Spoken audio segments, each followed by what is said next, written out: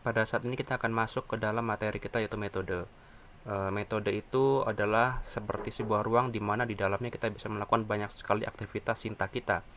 Kita bisa membuat objek, kita juga bisa menuliskan rumus kita, seluruh rumus pemrograman di dalam sebuah metode.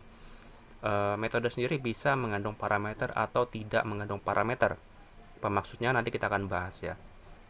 Sebenarnya saat ini ketika kita membaca tulisan public static void main, ini adalah sebuah metode. Kenapa? Karena salah satu ciri metode ialah di dalamnya ada dalam kurung tidak ya. Nah, sebenarnya di dalam Java Oracle juga menyediakan library di mana hampir semuanya itu mengandung metode ya.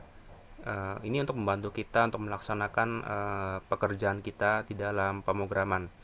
Oke, sebelum kita masuk ya pada video selanjutnya tentang penulisan metode, kita pahami dulu konsep dari metode itu sendiri ya. Tadi saya katakan public static void main ini adalah sebuah metode. Sebenarnya masih ada lagi ya. Oke, saya akan berikan contoh ya. Kalau kita mengakses sebuah kelas di dalam Java Oracle, misalkan yang paling sering itu ya kelas matematika atau math ya. Nah, kita sering menuliskan math, misalkan math dot apa ya, squared gitu ya. Nah, seperti ini, lalu saya tulis 16 di dalamnya. Ini maksudnya apa? Saya mengakses sebuah kelas matematika ya. Dot ini adalah satu jalan untuk mengakses metode yang ada di dalam kelas matematika, yaitu squared. Ketika saya print line ke konsol kita, hasilnya ialah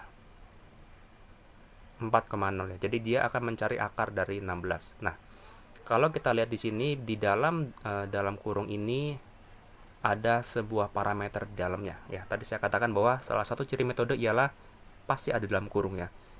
Dan bisa mengandung parameter atau tidak ada parameter. Ya, ini mengandung parameter, satu parameter di dalamnya. Lalu adakah yang mengandung lebih dari satu parameter? Ya, ada. Saya kita katakan math.pow ya. Nah, ini juga sering kita pakai. Misalnya saya ingin menghitung 4 pangkat 3 di dalamnya.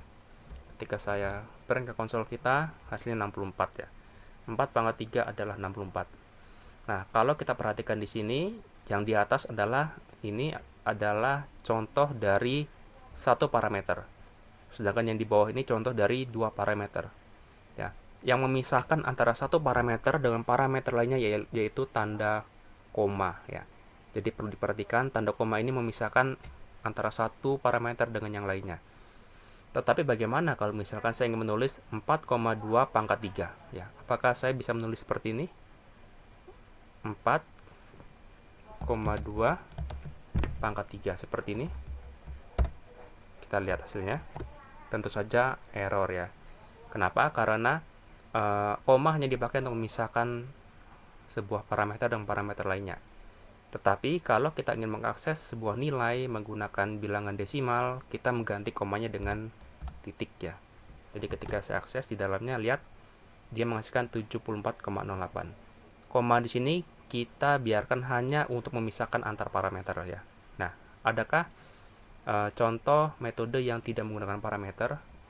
Ada ya. Misalkan coba ya, misalkan oke, kita coba buat seperti ini. Sebentar. Misalkan saya membuat sebuah variabel integer. Saya katakan ini nilai ya.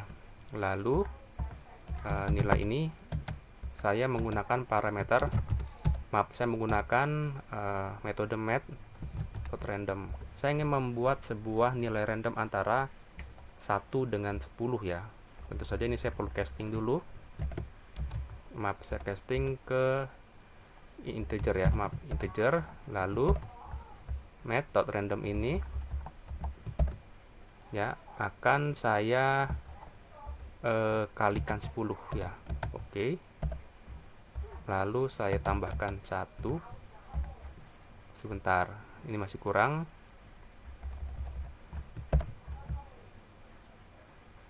Oke. Oke. Nah, ini akan menghasilkan nilai random antara 1 dengan 1 sampai 10. Ketika saya print ke konsol kita, nilainya kita lihat hasilnya ialah 7 ya. Lalu ketika saya ulangi kembali, 3, 8, 7 lagi 4 ya. Nah, ini akan menghasilkan sebuah nilai random antara 1 sampai 10 ya. Nah, kalau dilihat di sini ya, ketika saya menggunakan metode random, saya tidak menuliskan parameter dalam kurungnya ini ya. Tidak ada parameternya. Ya, dia hanya berupa dalam kurung saja ya. Jadi tidak semua metode ada parameternya ya. Nah, di dalam Java Oracle kita bisa membuat sebuah metode. Kita mengenal ada dua metode utama di dalam Java Oracle ya. Ada namanya metode void. Metode void ini berarti dia tidak akan mengembalikan nilai ya, karena void ini berarti kosong ya, atau hampa, atau tidak ada nilainya. Sedangkan satu lagi adalah metode return. Dia akan mengembalikan sebuah nilai yang bisa kita akses. Dan tentu saja untuk bisa mengakses metode yang kita buat, seharusnya kita membuat sebuah objek terlebih dahulu ya.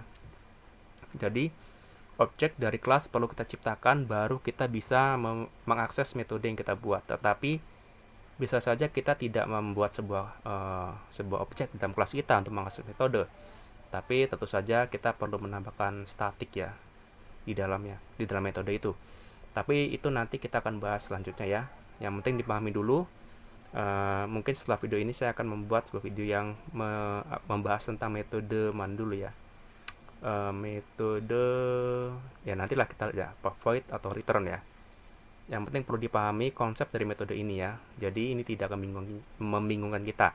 Oh ya, satu lagi, ini ketika saya mengakses kelas matematika, ini adalah sebuah kelas ya. Tadi saya katakan dot ini adalah untuk mengaksesnya, dan random ini metodenya. Jadi perlu diingat, metode itu adalah bagian dari sebuah kelas ya. Kita perlu memiliki sebuah kelas.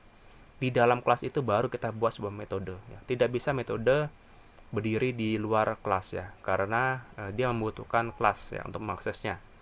Jadi tentu saja kalau kita ingin buat sebuah metode, kita perlu terlebih dahulu membuat sebuah kelas ya.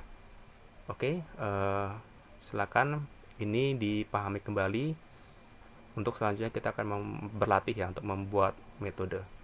Baik, sampai di sini dulu video dari saya. Jika video ini bermanfaat, silakan like, subscribe. Sampai bertemu pada video selanjutnya. Terima kasih.